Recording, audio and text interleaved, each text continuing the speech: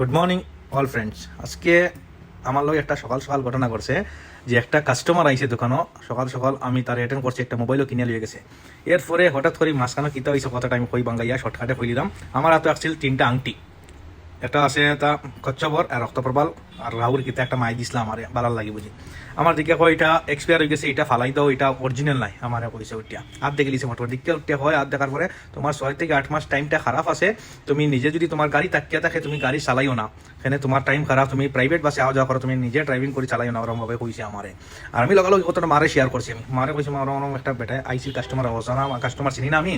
মায়ে কইছেন যতদিন তুই ফাত্তর লইছ না বাবা, তুই ফালাইস না, বিপদ আইলো খাইতে দিতে পারে।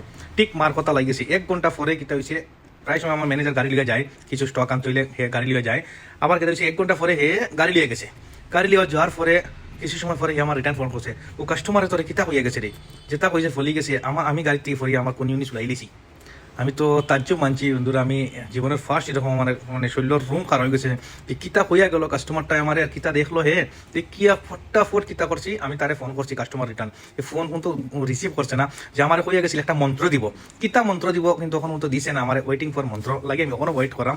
আজকে আবার তারে আমি কল করবো, দেখি সেই কাস্টমারটা আমার মন্ত্রটা কিতা দেয়। আমার কইছে ও মন্ত্রটা তুমি জব করিও, তুমি বিপদটা কি রক্ষা পাইবাই। ঠিক আমি আজকে বিশ্বাস করলাম যে মানুষ মানে কোন সময় কিতা কেউ কইতে পারে না।